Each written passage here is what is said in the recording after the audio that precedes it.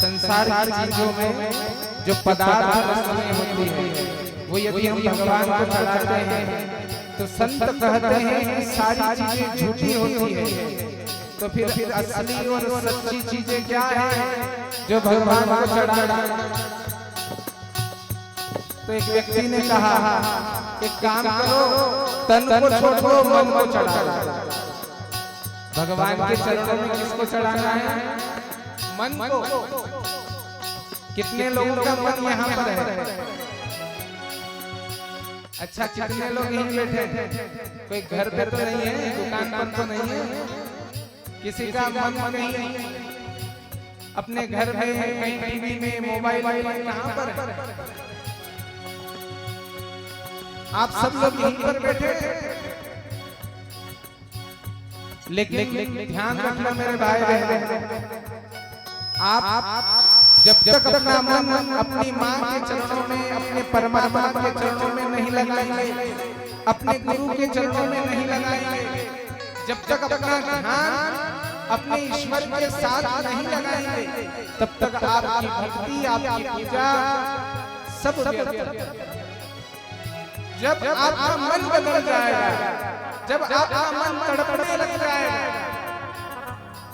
जब माता और पुत्र के पीछे जो प्रेम होता है, कभी बेटा पढ़ने के लिए दूर चला जाए, बड़ों दिनों के बाद छुट्टियां आ रही हैं, बेटा आने लगा है, माँ सोचती है मेरा बेटा आएगा, आएगा, वो प्रेम, वो भाव।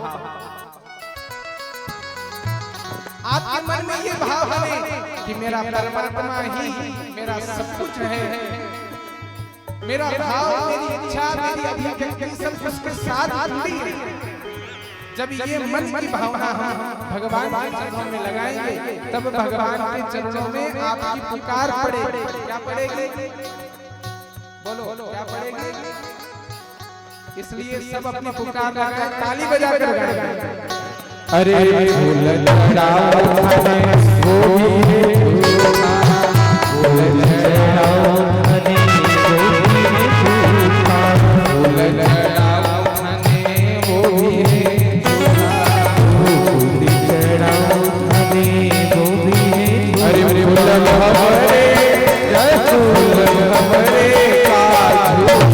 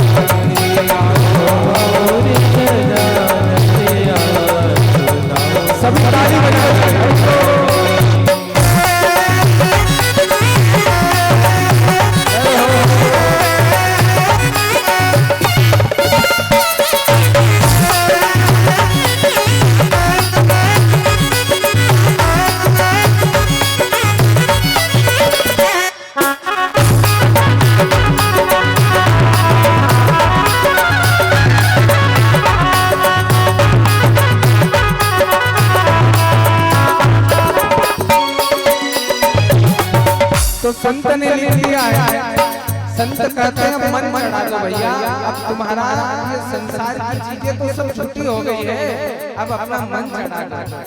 लेकिन यहाँ पर लिखा है, क्या लिखा है?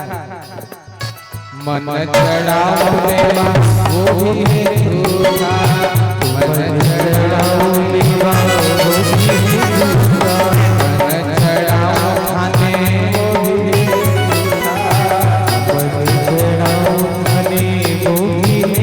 मन विषयों, जय मन विषयों, जय मन विषयों का झूठा बनाओगे मन विषयों का झूठा बनाओगे मन विषयों का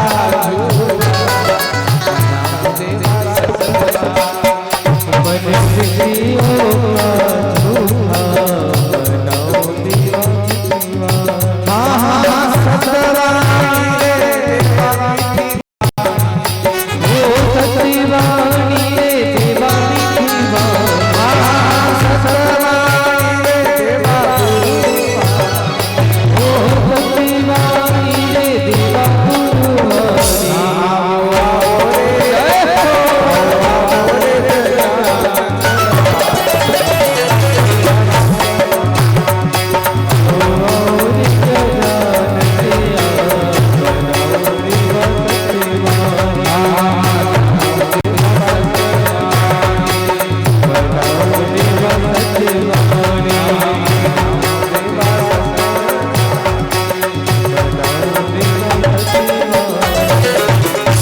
सद्गुरुदेव भगवान की बोलो रे मात की श्री बांके बिहारी लाल की नर्मदा मैया की श्री बालिकुल धाम की गंगा मैया भोलेनाथ भगवान श्री पशुपतिनाथ महादेव नमः पार्वती पतये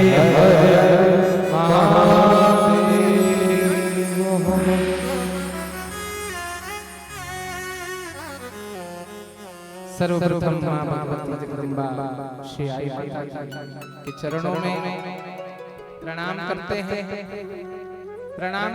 हैं इस मैसूर की धरती पर, इस कर्नाटक की धरती पर जितने भी सुरवीर पैदा हुए हैं, ऐसी भूमि को हम वंदन करते हैं, प्रणाम करते हैं हम अपने गुरुदेव के चरणों में, जिनकी वजह से, जिनकी कृपा से हम यहाँ पर आए हैं। और प्रणाम करते हैं हम आप सबके हृदय में विराजित वो माँ को, जिसकी भक्ति से, जिसकी भावना से, जिसके वात्सल्य से हम सब अलग अलग जो दाने कहीं इधर पड़े हैं, कहीं उधर पड़े हैं, लेकिन आज सामाजिक रूप से हम सब एक माला की गति, एक माला बनकर आज माँ भगवती के दरबार में बैठे हैं। इसी माँ के चरणों में हम सब मिलकर के प्रणाम करते हैं। बोलो आई मात की। अच्छा, आप लोगों से हम क्या कहें, चूंकि 7 वर्षों के बाद आना हुआ है, तो सबसे पहले तो यहाँ के जो पंचगण हैं, वयोवृद्ध जन हैं, यहाँ के जो नवयुवक मंडल है, यहाँ की जो महिला मंडल, यहाँ का जो सेवा संघ है, इस मंदिर से जुड़ा हुआ हर इंसान, उन सबको मैं धन्यवाद देता हूं।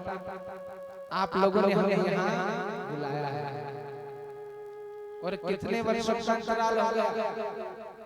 बोलो बोलो 7। ये जीवन भी 7 दिन का ही है, कितने दिन का है? और बीच में आप सब लोगों ने कोरोना महामारी तो देखी, कितने हमारे अभिष्ट, हमारे नीति, हमारे हितैषी, हमारे मित्र, कितने लोगों को शायद हमने खो दिया। आज वो जहां भी हो, हम प्रणाम करते हैं और मां भगवती से निवेदन करते हैं कि उन्हें अपने चरणों में स्थान दें। कई लोग आज बड़े वर्षों के बाद मिले हैं, क्योंकि हमारा आगमन कल हो गया, हम कल शाम को आ गए थे और हमारा जो निवास इस बार जो है हमारे तिलोक जी के यहाँ है। एक बार ताली बजा कर स्वागत करें।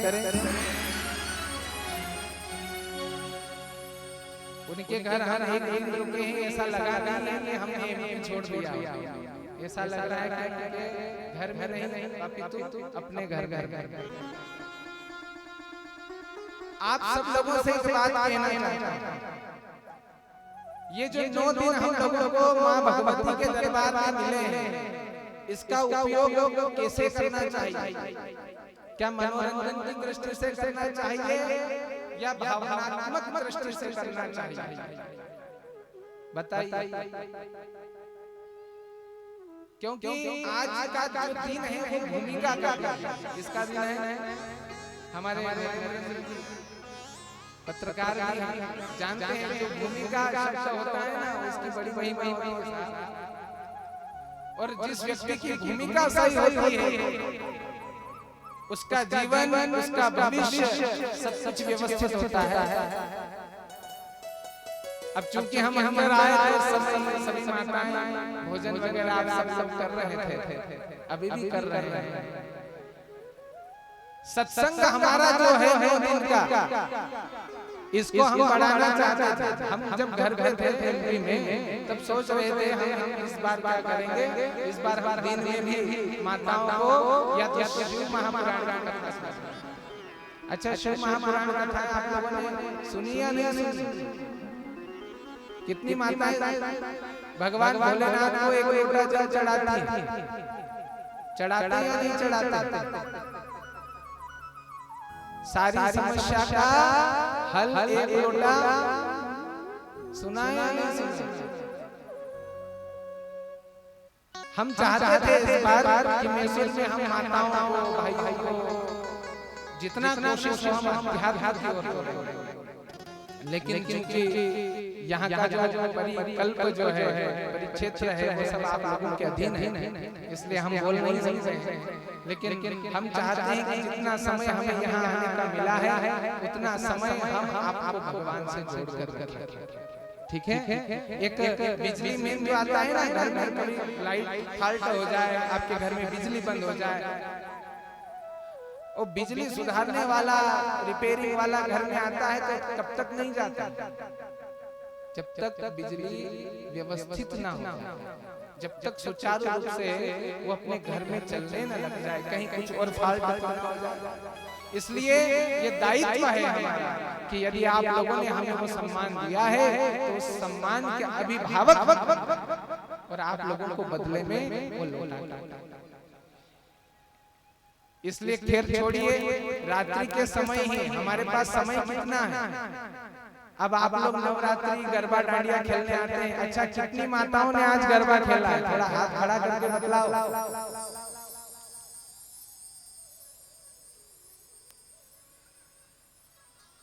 अब आप लोगों का समय भी गरबा खेलने के लिए बहुत है।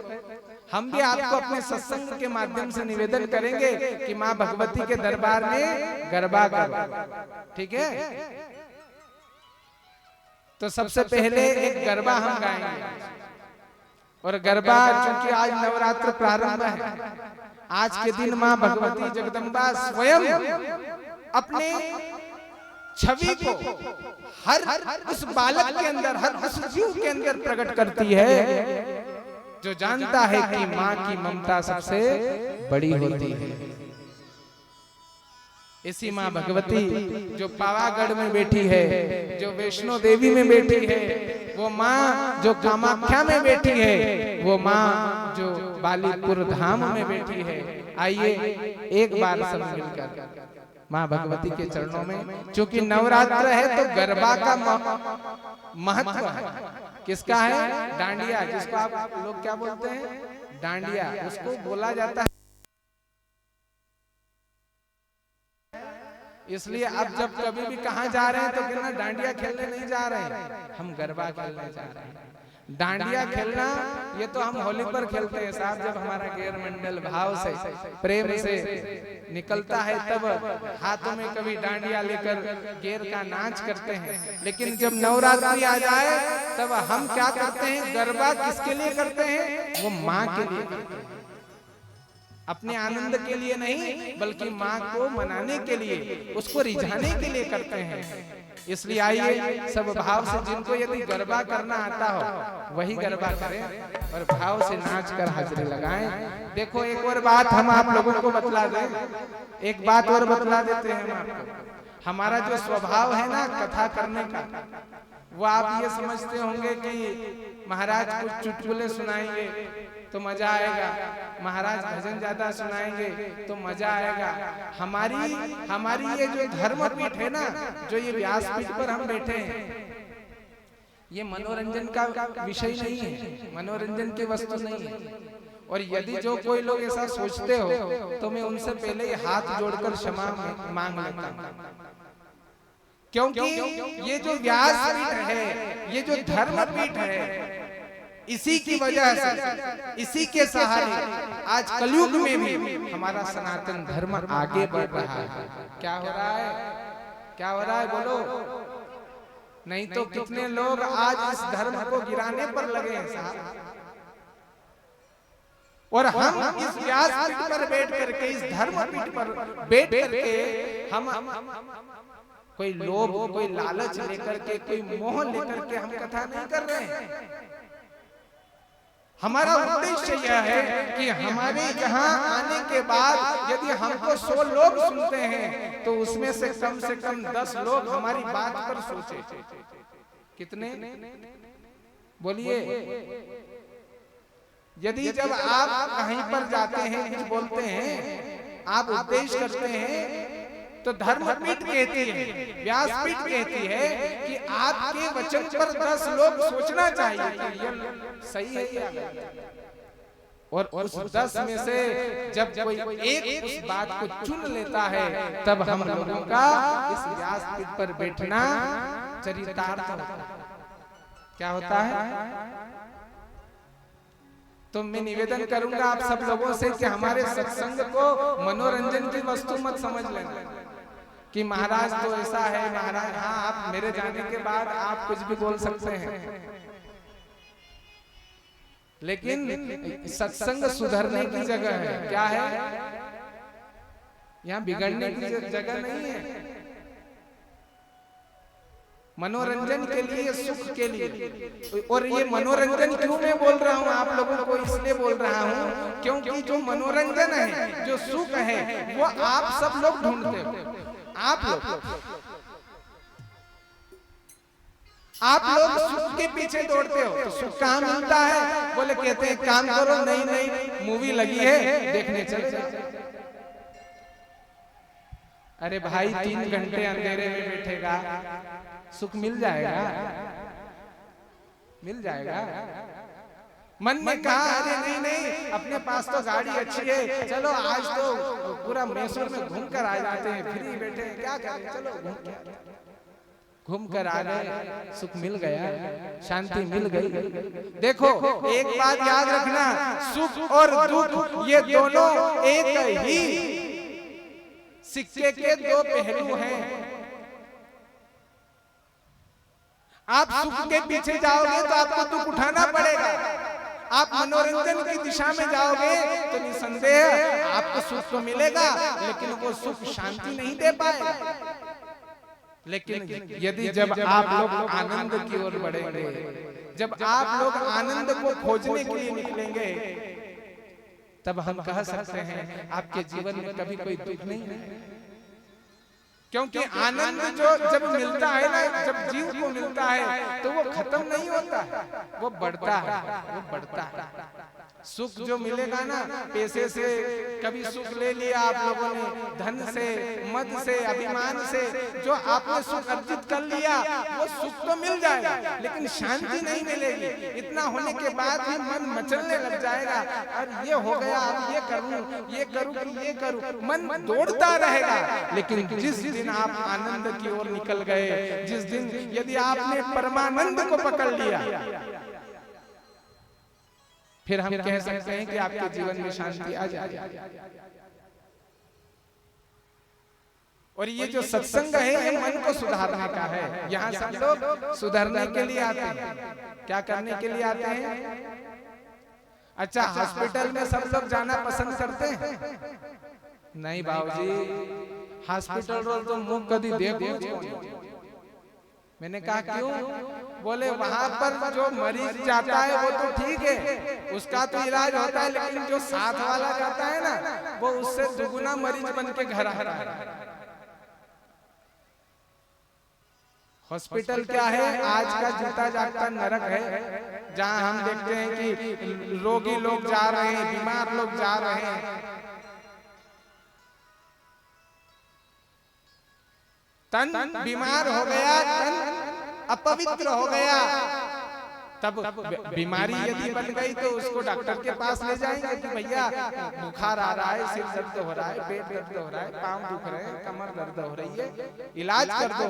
डॉक्टर आपके तन का इलाज कर देगा, लेकिन जब मन बिगड़ जाए, मन बीमार हो जाए, तब कौन सुधारेगा? जब मन बिगड़ता है तो संत कहते हैं वो मन कहाँ पर होना चाहिए?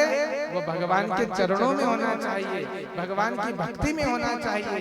भक्ति का मतलब ये नहीं है कि आप माला लेकर के बैठ जाओ और हरे राम राम राम राम बोलते जाओ, ये भक्ति नहीं है। आप ये सोचो कि महाराज तो भक्ति भजन क्या बोलते हैं, तो क्या बस हरे राम करने से भगवान मिल जाएंगे? अरे नहीं मिलेंगे। आप हरे राम मत बोलो, लेकिन जब अब आपकी आंखें यदि संसार को देख रही हैं और संसार को देखते देखते यदि आपकी याद में एक बार यदि भगवान आ गए और जब भगवान की वो झांकी आप अपने मन में याद कर लें, तो कहते हैं इतना करने मात्र से भी आपका उद्धार होगा। क्या होगा? क्या होगा? लेकिन होना चाहिए। अब ईमानदारी से आप लोग बतलाइए कि हमारा सत्संग अच्छा है या हमारी मनोरंजन की वस्तुएं अच्छी हैं? यदि मन को सुधारना है, सत्संग ठीक है तो आइए भगवान के चरणों में निवेदन करते हैं। हम तो गरबा सुनाने वाले थे, याद है या भूल गए? हम तो गरबा सुनाना चाहते थे, लेकिन ये सत्संग की गंगा ऐसी है, इसकी ये धारा कब कहाँ मुड़ जाए इसका कोई भरोसा नहीं। ठीक है, अब हम पूछते भी रहेंगे आप लोगों से कि हम आपको क्या बता रहे थे, क्या बोल रहे थे। इसलिए आइए भगवान के चरणों में, माँ भगवती के चरणों में गरबा हम प्रस्तुत कर रहे हैं, सब मिलकर भाव से, प्रेम से। अरे तू तो काली ने कल्याणी रे माँ, जाजो जाजो। जिनको गरबा गाना आता है वो अपने स्थान पर खड़े हो जाए भाव से। बोला बोला जय हो।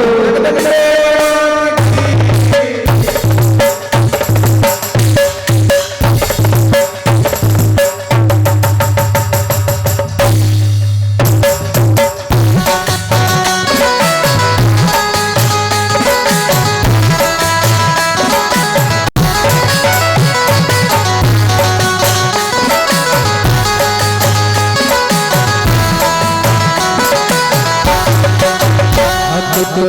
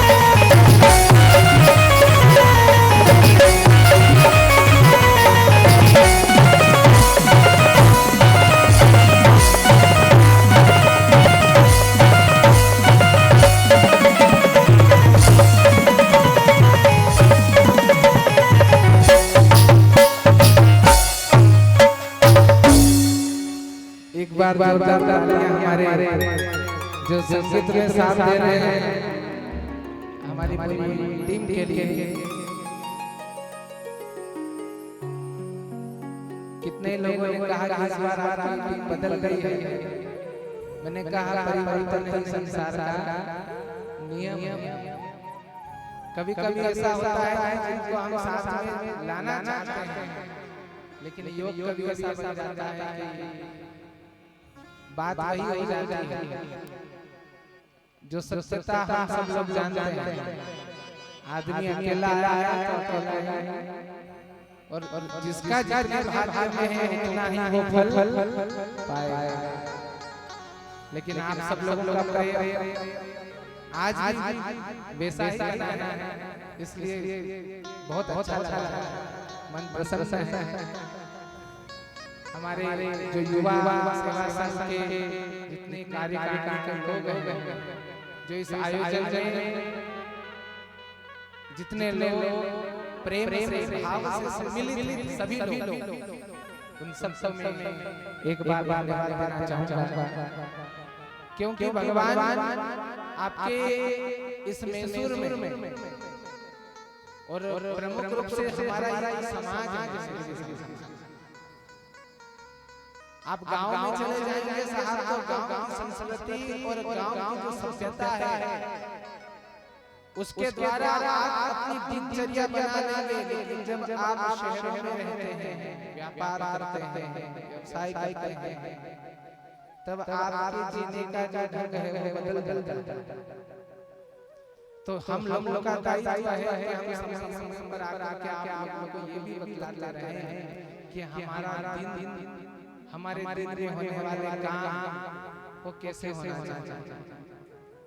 और जब इसकी शुरुआत सत्संग के माध्यम से करते हैं, जब हम इसकी शुरुआत आत्म मंथन से करते हैं, तब हमें उसका फल प्राप्त होता है। हम आप लोगों से रोज एक बात पूछें और क्या पूछना चाहेंगे। आज हम लोगों से एक प्रश्न पूछ रहे हैं, वो प्रश्न हमारे आज के सत्संग से निकलेगा। इसलिए आज का जो सत्संग है हमारा प्रथम दिन का, इसे ध्यानपूर्वक सुने, क्योंकि आज प्रथम दिन है और हमारा भाव ये है माँ भगवती की पावन नवरात्र की कथाएं, आई की कथाएं, ये हम अलग दिनों में आप लोगों को सुनाएंगे। लेकिन प्रमुख रूप से आज आपका मन भगवान की कथा से जुड़ जाए, इस लिहाज से आज का सत्संग माँ भगवती के चरणों में समर्पित। हम लोगों का जीवन क्या खाना, क्या सोना, क्या है, क्या पैसा कमाना, क्या जीवन मानते हैं। जब दिन में कभी अपने घर में अपनी दुकान में खाली बैठो ना, तो एक प्रश्न ये जरूर सोचना कि मेरे जीने का मकसद क्या है। क्या मेरा परिवार है, क्या मेरे जीने का मकसद, क्या मेरे बच्चे हैं, मैंने क्या कमाया है, और जो कमाया है क्या उससे मुझे खुशी मिल रही है, क्या उससे मुझे शांति मिल रही है। इस बात को सोचना, और उसके बाद यदि आपको कहीं शांति मिल जाए तो आप मुझे आपका जो दिनचर्या है, आपने क्या किया है, आप क्या कर रहे हैं, आप आगे क्या करने वाले हैं, इसके बारे में आप मुझे बतलाना। क्योंकि मेरे भाई बहन, संसार में एक बात जरूर याद रखना, इस संसार में सुखी कोई नहीं है। इस संसार में सुखी कोई नहीं है, सब दुखी। अच्छा दुखी कैसे है? तो संत लिखते हैं, कोई तन दुखी, कोई मन दुखी, कोई धन बिन रहत उदास, थोड़े थोड़े सब दुखी और सुखी कौन है? सुखी राम के। किसी की तन की बीमारी महाराज जी, बहुत बीमारी है, महीना 2 महीना शुगर आई, कुछ खा नहीं सकते, जो इच्छा होती है आपको डॉक्टर ने मना कर रखा है, ये तन की बीमारी दुख तो है, कोई मन से निकले हैं, किसी का व्यापार नहीं चल रहा, बहुत दिन हो गए व्यापार पड़ा है, क्या करें, क्या दूसरा व्यवसाय खोले या इसी चला रहे हैं। मन में शंकाएं, समाधान तो मिलेगा नहीं, क्या करें, मन से बेटा सुनता नहीं है, बड़ा हो गया, नौकरी लग नहीं, नौकरी नहीं लगेगी तो फिर उसका योग्य विवाह, सारी चिंताएं हैं, लेकिन बताना नहीं चाहता। और किसी के पास धन नहीं होता है, वो बेचारा दिन भर कहीं मकान बनता है, कोई बिल्डिंग बन रही है, कोई वहाँ काम करता है, दिन भर नीचे से तगारी जो उठाता है, वो रेत भरे साथ मिल चढ़ता है, ईंटें नीचे से ले जाता है, ऊपर रखता है, दिन भर करता है, और शाम के समय जब घर जाने लगा तो हाथ में पैसा ना मिला, बोले 200 रुपया, बोले 200 रुपया मिला तो शाम मिल गई, कैसे नहीं मिलेगी साहब, 50-100 रुपए तो खाना हो जाता है और बाकी का बच्चों में चला जाता है, जो आता है।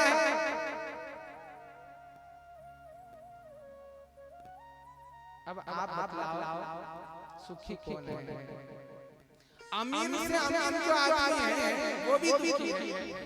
हम ये नहीं मानते जिसके पास पैसा होता है, धन होता है, हम ये समझते हैं अरे उसको क्या चिंता है, उसके पास तो सब कुछ है, वो चाहे ये कर सकता है, वो चाहे वो कर सकता है, लेकिन मेरे भाई बहनों वो शांति खरीद नहीं सकता, मन को शांति नहीं। अमीर आज सोचता है आज नवरात्र का पहला दिन है, अरे दुकान में जाऊंगा, मेरे कस्टमर आएंगे तो अच्छा बन के अच्छी ड्रेस पहन के जाऊं, लेकिन कौन सी पहन के जाऊं?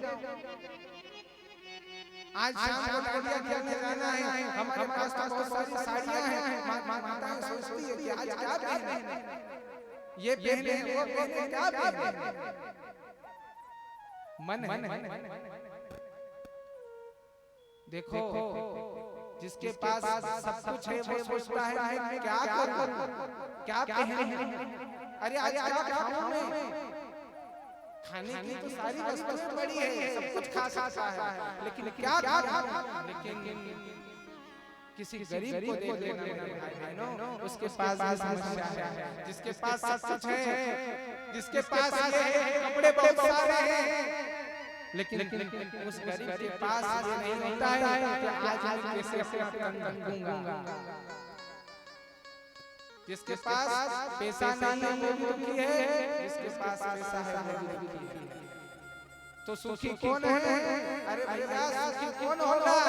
बोले जो भगवान का भजन करेगा, जो भगवान को याद करेगा, जो रोज भगवान के आगे हाथ जोड़ के कहेगा हे भगवान जिस प्रकार तुमने कर्मा बाई को दर्शन दिया, जिस प्रकार तुमने शबरी पर कृपा करी, जिस प्रकार तुमने भक्त प्रहलाद पर कृपा करी, जिस प्रकार तुमने तीनों पर कृपा करी, हे मेरी माँ, हे भगवती, हे जगदम्बा, हे मेरे भगवान, हे मेरे देव, आप मुझ पर कृपा कर।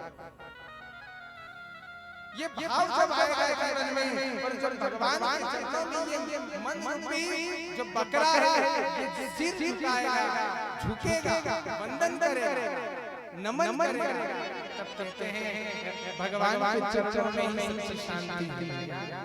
कहाँ है भगवान? इसलिए अपना मन भगवान के चरण।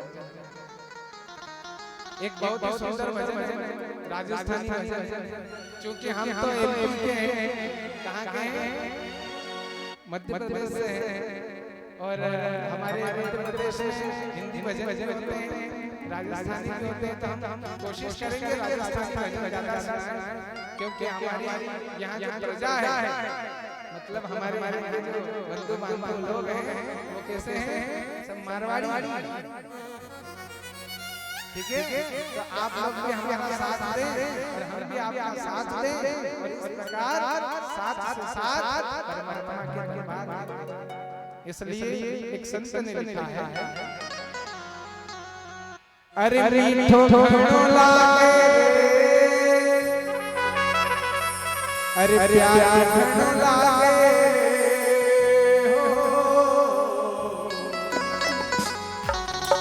देखिए जिनको नाचना है मैं निवेदन नहीं करूंगा लेकिन अपने पुत्र की शादी में बेटे की शादी में लोग इतना खर्चा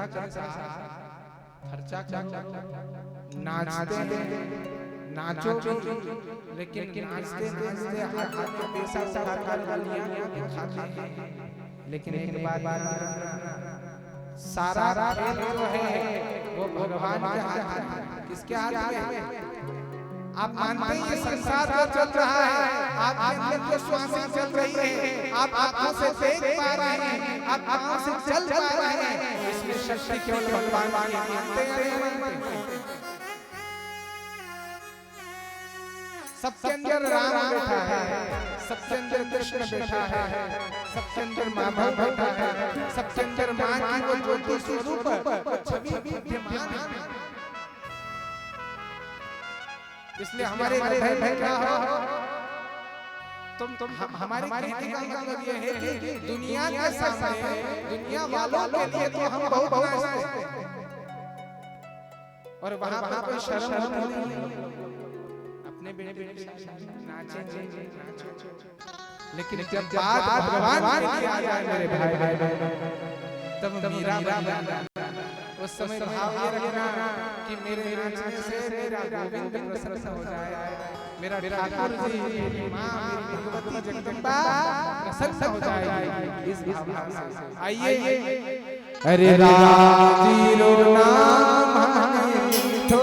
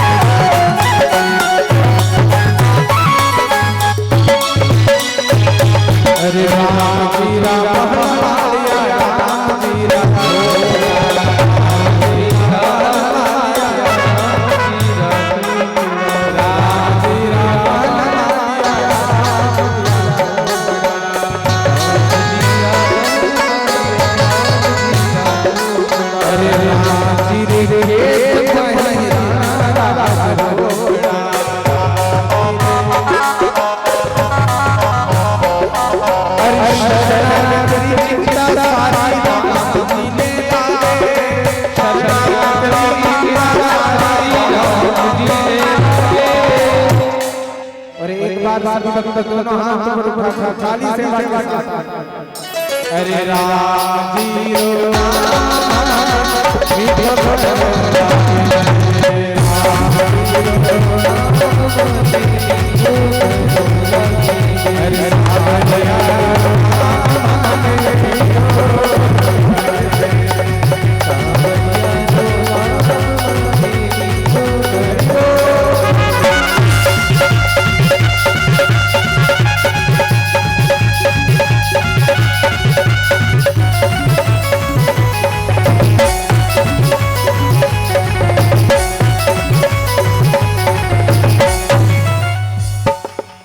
बोलो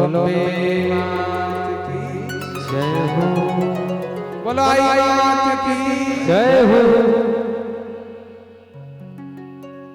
माँ भगवती के दरबार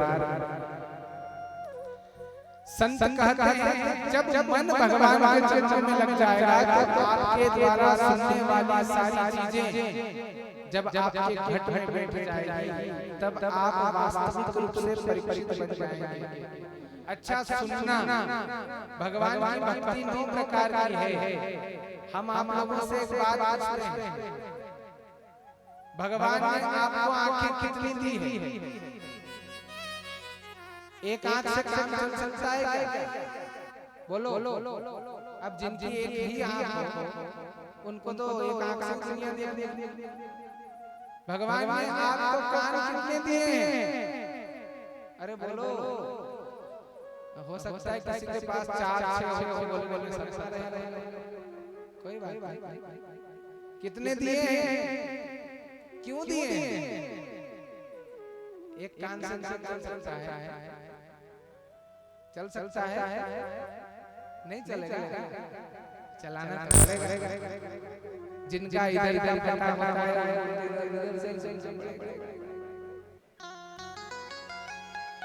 भगवान ने हाथ में दिए हैं, एक हाथ से काम चल जाएगा, नहीं चलेगा। लेकिन जिनका हाथ है वो बेचारा क्या उसका भी तो जीवन भगवान ने पाँव में दिए हैं।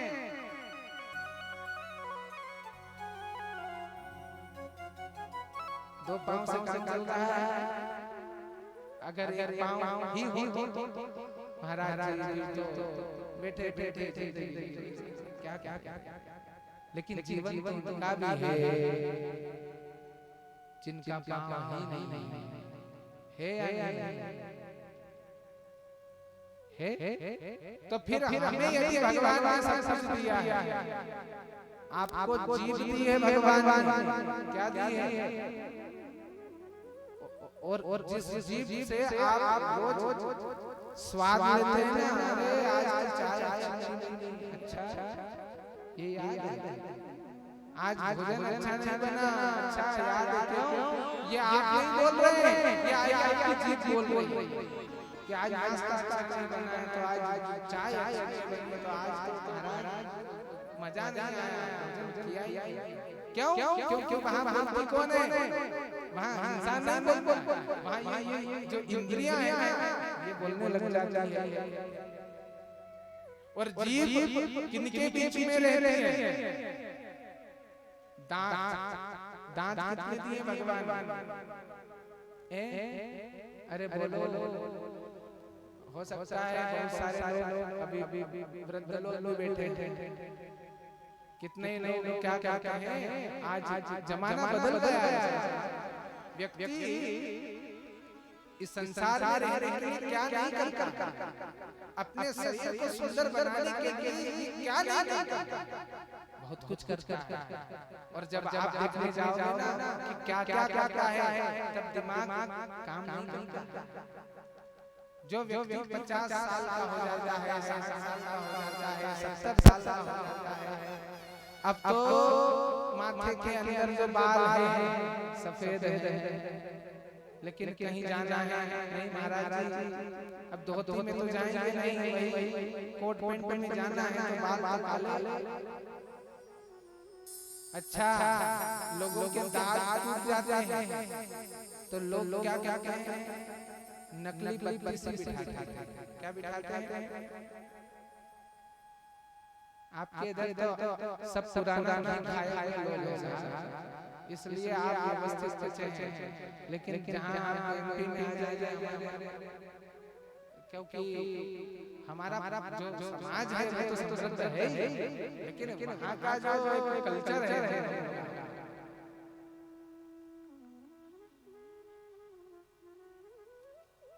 प्रेम, और हम ये इसलिए बोल रहे हैं, हमारे में क्या है प्रेम, इसलिए हम बोल रहे हैं।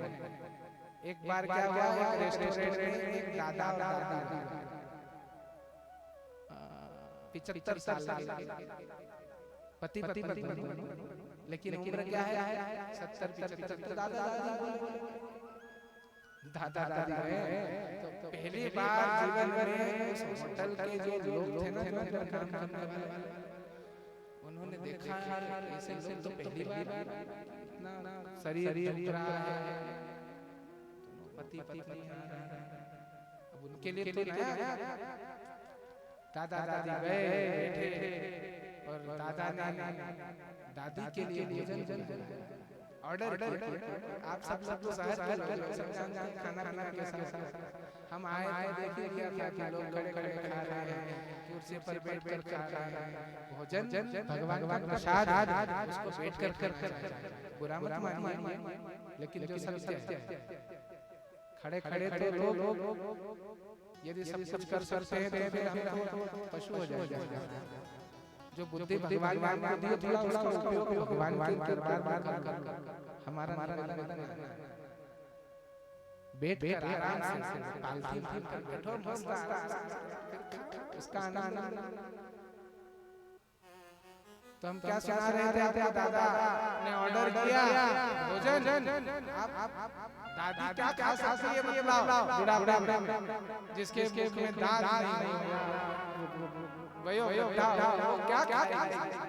लेकिन नहीं, आज तो दादा ने कहा ये बेटा बेटी हर संडे जाते हैं, लेकिन अपने को ले, इसलिए आज दादी को बहुत अच्छा खिलाया।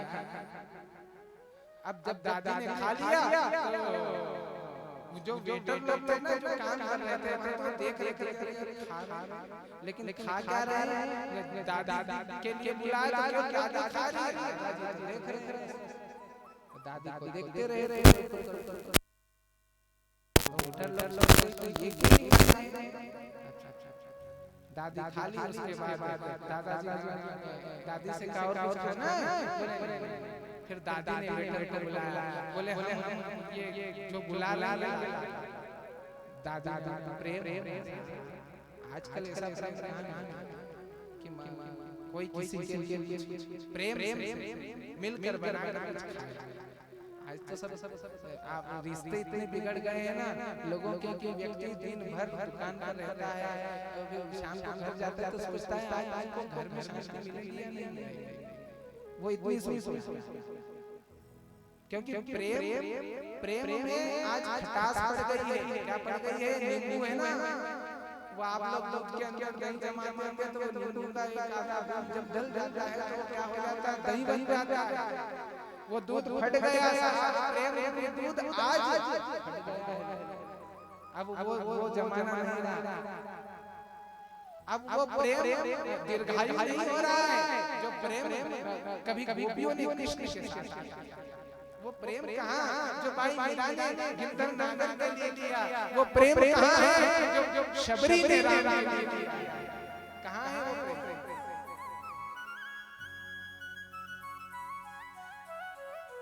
तो दादा ने आर्डर दिया दादी के लिए, अब बारी किसकी थी? दादी ने ऑर्डर दिया, अब खाकर जाने लगे तो मैनेजर ने कहा हमें समझ में नहीं आया आप दोनों ने साथ में भोजन क्यों नहीं किया? बोले बात ये थी आज मेरी पत्नी का जन्मदिन था और जन्मदिन था तो सोचा कि चलो आज इसको हम होटल में ले जाएं, रेस्टोरेंट में खाना खिलाएं। तो बोले तो साथ में खाना था। बोले साथ में कैसे खाएं? हम दोनों के बीच में एक ही पत्नी है। क्या है? अब ये खा ले, ये खाएगी इसके बाद मुझे मिलेगा प्रेम।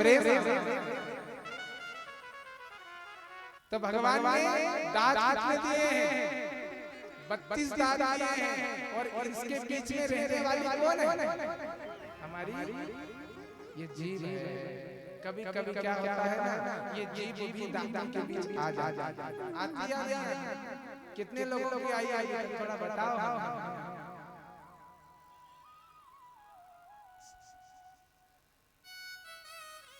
और याद रखना जीभ कब आई? जीभ पहले आई जब से इस शरीर का जन्म हुआ है, तब से जीभ है। और दांत कब आए हैं? बाद में। लेकिन गए भी पहले ही। जो कठोर होते हैं संसार में, जो अभिमानी होते हैं, जो कहते हैं केवल मैं हूं, भगवान कहते हैं तू जल्दी जा। क्या बोलेंगे? वो दांत जैसा कभी किसी का थप्पड़ पड़ जाए, मुक्का पड़ जाए तो लोगों के दांत। ये कहावत थी ना कि हम थप्पड़ मारेंगे ना तो पूरी बत्ती से बाहर आ जाएगी। ये कहावत सत्य थी।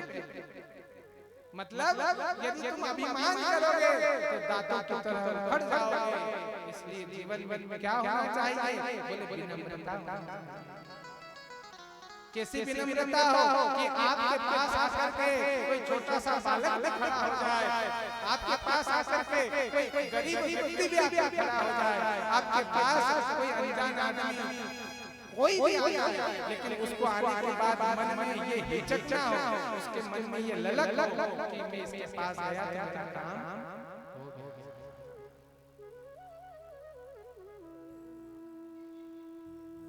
ऐसा जीवन में अपना जीवन मत बनाना कि लोग आपसे डरने लग जाए।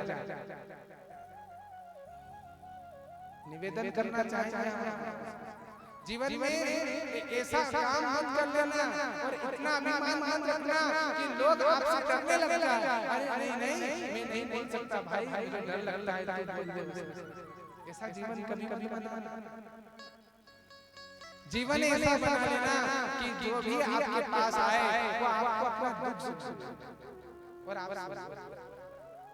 आप पर विश्वास हो कि हाँ मैं उसके पास जाऊंगा, मैं जो भी बोलूंगा वो उसका हल तो निकाल ही लेगा। ऐसा जीवन बनाना।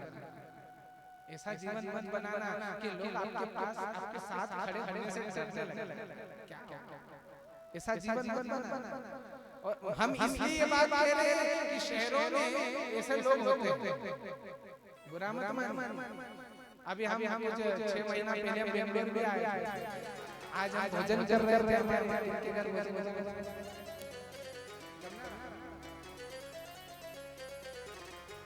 आज का हमारा जो भोजन था गोपाराम जी के गोपाराम जी सोलन आनंद आ गया भोजन।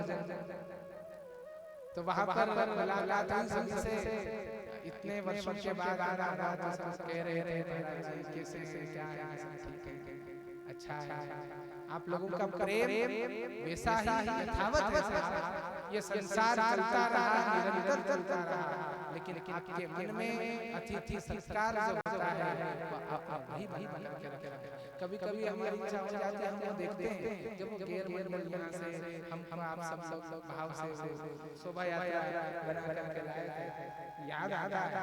और देखो जहाँ प्रेम सच्चा होता है ना, वहाँ पर याद बनी रहती है। क्या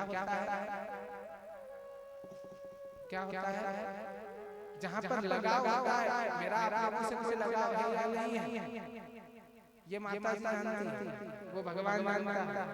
हम लोगों का क्या संबंध है, ये केवल भगवान मानता है, लेकिन केशव की याद हमेशा आती रही है। और हमारे रूपाराम जी, एक बार मैं नाम लेके बोलना चाहता हूं, लेकिन यहाँ आने का जरिया इस बार रूपाराम जी बने, इसलिए ताली बजाना। हमारी कथा चल रही थी मध्य प्रदेश में, इन्होंने हमें हमारे साथ वाले भाई उनसे बातें होती रहती है, तो उनके द्वारा पता चला कि हमारी कथा चल रही है। इन्होंने हमारी कथा सुनी, उसके बाद कहा महाराज जी मेरी इच्छा है एक बार फिर से बुलाएं।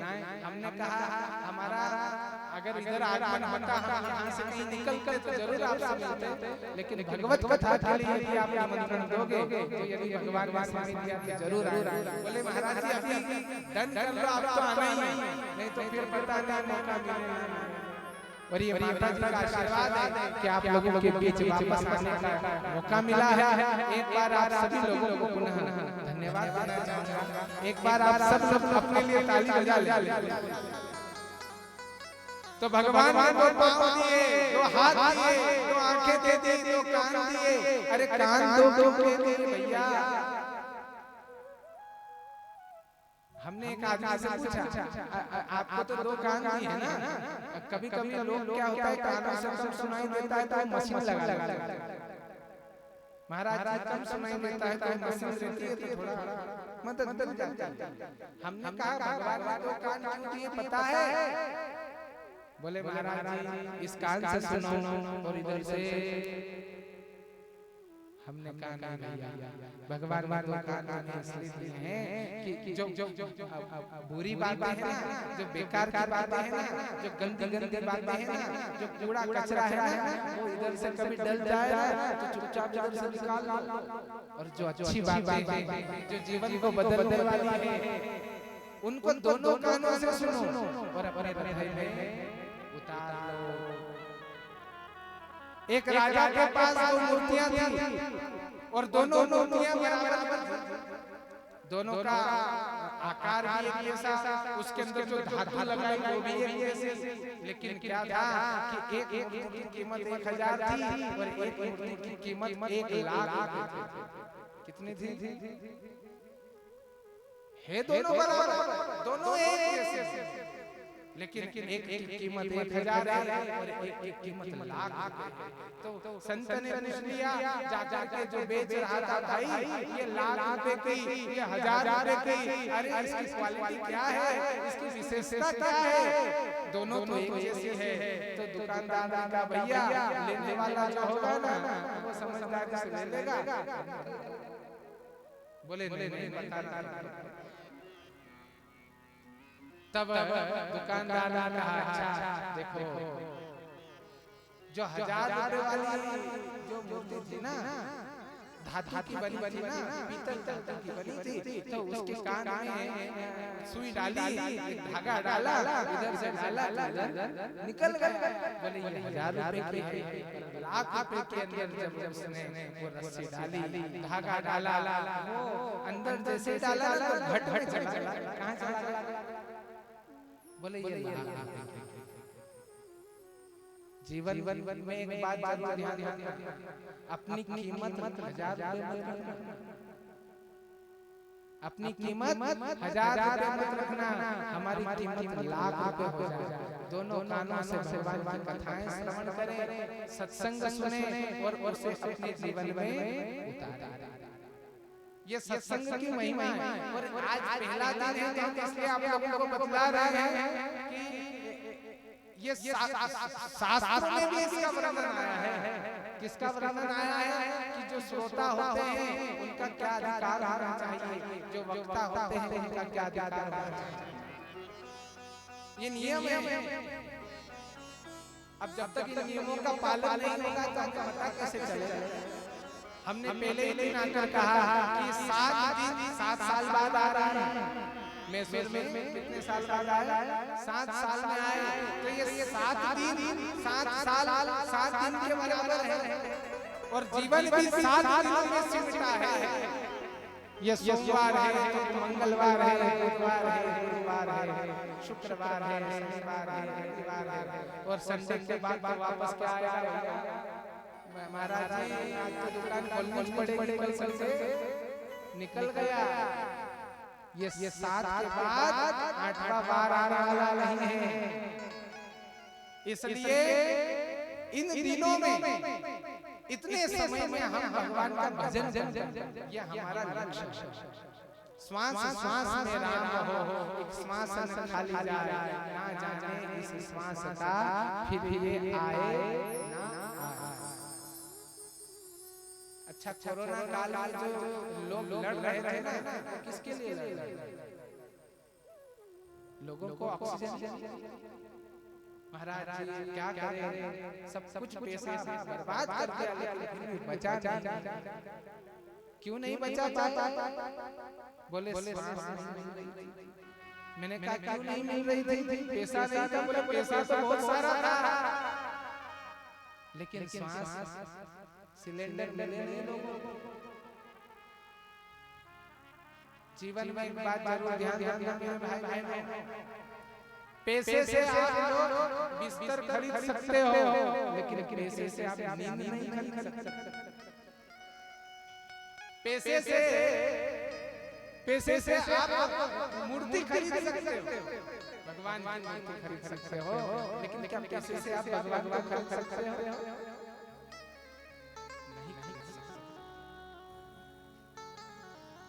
इसलिए जीवन में इतना अभिमान मत रखना।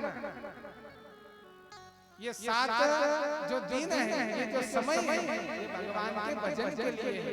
हर श्वास में हमारा भगवान के लिए भजन। और हम निवेदन करेंगे आपसे कुछ चीजें हम आप लोगों को ऐसे बताता जाएंगे। अगर आप उसका अनुपालन करें तो निसंदेह आपके जीवन में परिवर्तन आएगा।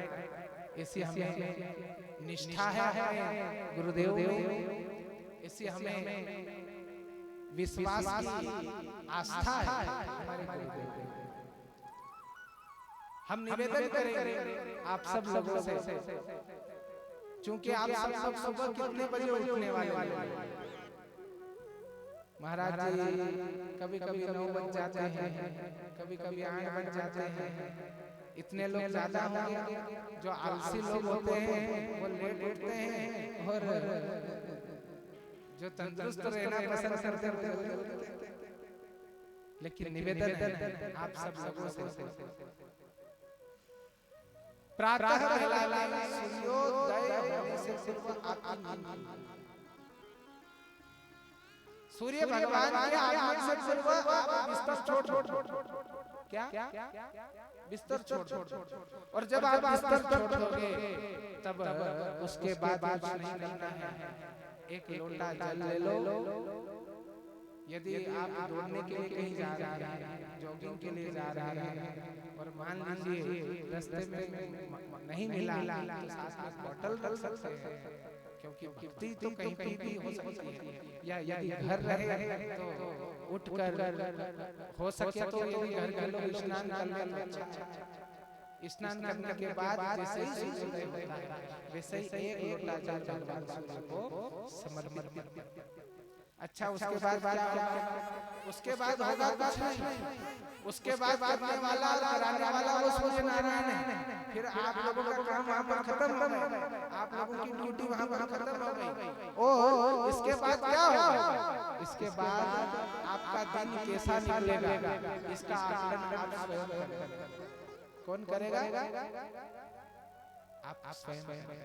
इसलिए जल्दी उठने की अपने बच्चों को सबसे पहले जिन बच्चों की स्कूलें होती है उन जो पढ़ना चाहते हैं, अध्ययन करना चाहते हैं, उन लोगों को सर्वप्रथम जल्दी उठना चाहिए।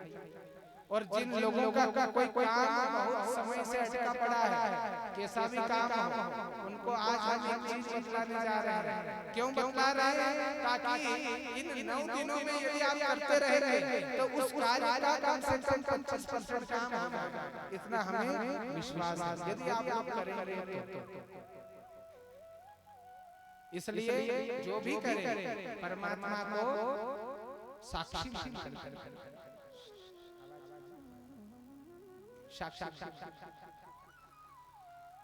रोज प्रातःकाल भगवान सूर्य को अर्घ्य देना है। एक लोटा जल भगवान महादेव की कोई लिंग है, पार्थिव लिंग यहाँ मौजूद है। अपने घर में भगवान शंकर का कोई स्वरूप है लिंग स्वरूप है? नहीं है, नहीं। तो ठीक है, 108 बार भगवान शंकर को मन ही मन ओम नमः शिवाय ओम नमः शिवाय इस मंत्र का जाप। और जो 108 चावल लेके आपके नगर में कहीं पर भगवान शंकर का मंदिर हो, चाहे वो लिंग रूप में भगवान का वहां पर स्वरूप हो, चाहे मूर्ति स्वरूप हो, वहां जाकर के 108 जो दाने हैं चावल वो आप अब ये 9 दिन आप करते रहे। और मेरा विश्वास है जो लोग भटक रहे हैं, जिन लोगों को रास्ता नजर नहीं आ रहा है, निसंदेह उन लोगों को उनका जो द्वार है वो भगवान भोलेनाथ खोल के इतना हमें भगवान भोलेनाथ पर बस, लेकिन करना जरूरी है। तो आइए आज की सत्संग बेला मेरा निवेदन है आप लोगों से कि हमें जो समय यहाँ जो मिला है वो बहुत ही अंतराल, जैसे महिलाओं का माताओं का पहले गरबा होता है। मेरा निवेदन है कि कल आप सब लोग 8:30 बजे और 9 बजे के बीच सब पंडाल में आकर के यदि बैठ जाए तो हम 9 बजे से हमारे सत्संग की बेला कर सकते। इसलिए समय का बड़ा ध्यान रखें। समय बहुत कीमती है। हम नहीं चाहते कि आप हम यहाँ पर केवल मैसूर दर्शन करने के लिए नहीं आए, मैसूर घूमने के लिए नहीं आए, हम यहाँ भगवान की भक्ति करने के लिए आए हैं। जितना ज्यादा समय है वहाँ आप लोगों को देना चाहते हैं। इसलिए आप लोगों से निवेदन है कि समय रहते आप भी अनुशासन करो, क्योंकि सत्संग जो है ना वो अनुशासन से होना चाहिए। इसलिए यथा आप निसंदेह आए। एक माता जी का भजन हम जरूर लेंगे। आई माता का भजन है और आई माता के दरबार में बैठे हैं, आई माता के चरणों में प्रार्थना करेंगे। आइए भाव से बोलो आई माता की।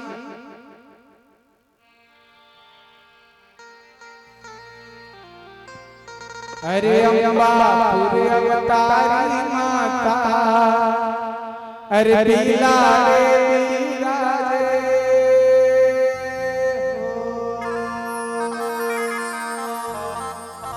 बोलो आई माता की जय हो।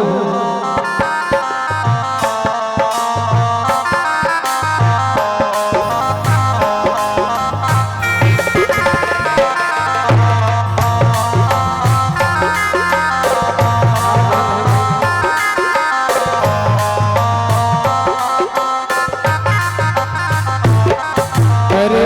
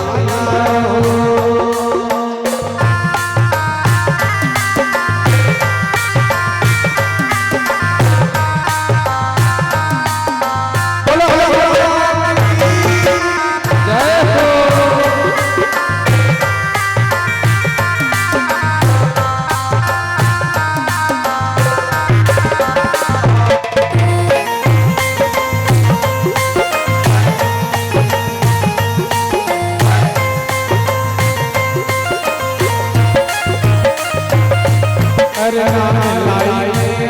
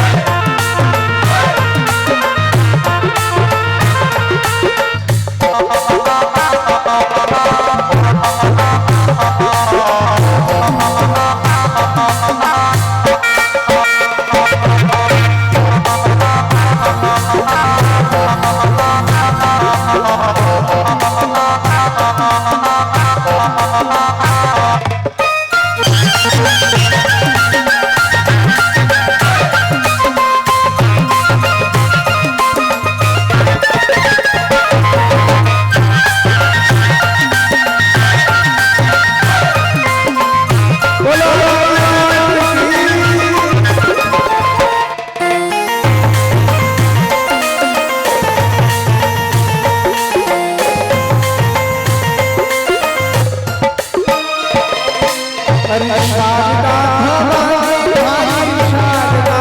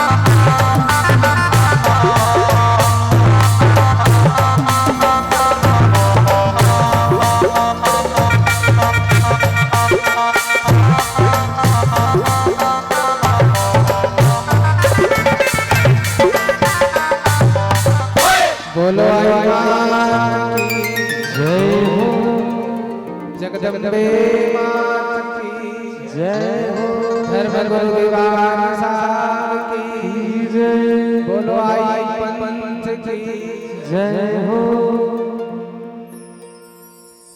एक और बात माँ से कहना चाहिए, माँ भगवती ने हमें सिर्फ समाज में जन्म दिया है, क्योंकि हमारी ये जो कथा है यहाँ जो चल रही है, यहाँ पर भी लोग सुन रहे हैं और YouTube के माध्यम से सिर्फ समाज संपूर्ण भारत YouTube चैनल पर भारत देश में जहाँ जहाँ सिर्फ समाज के लोग हैं जो जुड़े हैं वो भी सुन रहे हैं। उन सब लोगों से हम एक बात जरूर कहना चाहेंगे, आपने सिर्फ समाज में जन्म लिया है, मैंने भी जन्म लिया है, और हम लोगों का लक्ष्य ये होना चाहिए कि हमारी जो कुल देवी है माँ भगवती, वो हमसे हमेशा प्रसन्न रहे। इस संसार में जिन लोगों के घर कुल देवता प्रसन्न होते हैं, उस घर में कभी कोई बला आ ही नहीं सकती। जिन लोगों के पितर प्रसन्न होते हैं, उनके घर में कभी कोई संकट नहीं आ सकता है। इसलिए मेरा निवेदन है, माँ भगवती आई माता की पूजा, उनकी भक्ति आप जहाँ भी जिस क्षेत्र में भी हैं, जिस घड़ी में भी हैं, जिस स्थिति में भी हैं, लेकिन आप अपनी कुलदेवी माँ भगवती को हमेशा मन से विश्वास आस्था के साथ याद करते रहे। ध्यान रखना, माँ भगवती तो हमारे बीच स्वयं ज्योति के रूप में विद्यमान है। आई माता किस रूप में है? ज्योति रूप में है, और वो जो ज्योत जल रही है वो हम सबके हृदय में माँ भगवती ने जला प्रेम की आस्था की उसको बनाए रखें। आइए आज सत्संग मेला को हम विराम दें। कल निवेदन रहेगा मेरा आप सब लोगों से, आप सब लोग सुनने जरूर आए और साथ में अपने बच्चों को भी लेकर। आप तो आए, लेकिन साथ में अपनी आने वाली जो पीढ़ियां हैं उनको भी लेकर, क्योंकि हम बताएंगे हमारा तो बीत गया, जो बीत गया, लेकिन अब जो पौधे तैयार हो रहे हैं उनके अंदर अच्छे संस्कार आ रहा है। वो सनातन को पकड़ कर, ये कलयुग का प्रथम चरण चल रहा है और कलयुग का असर अब आप लोग सब समझदार हैं, सब लोग देख रहे हैं कि दुनिया कहां से कहां जा रही है। दुनिया मिट्टी में मिलने वाली है, ये मत भूलना, बहुत जल्दी मिट्टी में मिलने वाली है। इसलिए हमारी आने वाली जो संतान है वो अपने धर्म की नाव को पकड़ कर, और ध्यान रखना ये भगवान का वचन है जो मेरे धर्म के साथ जुड़ा रहेगा, अंतिम समय में वो संसार में डूबेगा नहीं, वो भगवान के नाम की रस्सी को पकड़ के भवसागर से पार। इसलिए मेरा निवेदन है आप सबसे, अपने बच्चों को साथ में लेकर के आए और आप सब लोगों से आज प्रथम दिन जो मुलाकात हुई बहुत ही अच्छी रही। हमारे मोहन जी, इन लोगों का नाम मैंने आज यही बात करी कि नाम में ध्यान नहीं रहता है, लेकिन जो शकल है, चेहरा है, वो हमेशा, क्योंकि भगवान ने बिठाया ऐसी जगह है कि आज मैसूर में है तो कल कहीं अन्यत्र है, कथाएं चलती रहती है। और हम लोगों का कार्य यही है कि हमारी कथाओं से नहीं, अपितु भगवान की कथाओं से लोग भगवान से जुड़ जाएं, और जो भगवान का जुड़ गया फिर उसका वो किसी दूसरे से जुड़े या ना जुड़े कोई फर्क। इसलिए आइए कथा को विराम, सभी यथास्थान खड़े होकर मां भगवती की आरती करेंगे।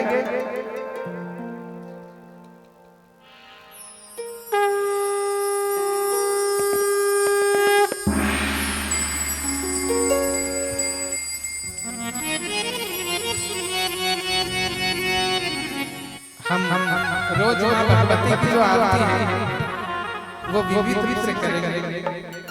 आज जो आरती हम करे भगत हो आरती नहीं, क्योंकि माँ जो भगवती है जगदम्बा है, माँ के स्वरूप बने हमारे माँ की आरतियाँ भी बहुत अलग अलग आप उनका भी आरती, क्योंकि भगवान को परिभाषित करना हर किसी के बस में नहीं है।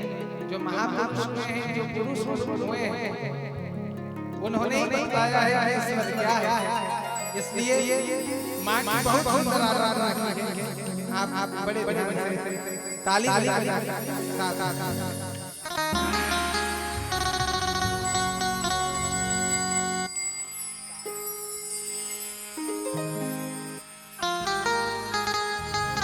बोलो की करे भगत हो आरती नवरात्र का समय है, सब लोग घर में दो कहीं महाराज जी कभी दिया जलाने का भी समय नहीं मिलता है, लेकिन याद रखना नवरात्र में हो सके तो दोनों समय घर घर माता की आरती हो जाए। यदि आरती हो जाएगी तो मां खुश हो जाएगी। रोज सुबह घर उठते ही एक दिया अपने घर के मुख्य द्वार पर जलाएं और सायंकाल के समय में एक दिया अपने। इसलिए आइए करे भक्त हो आरती हो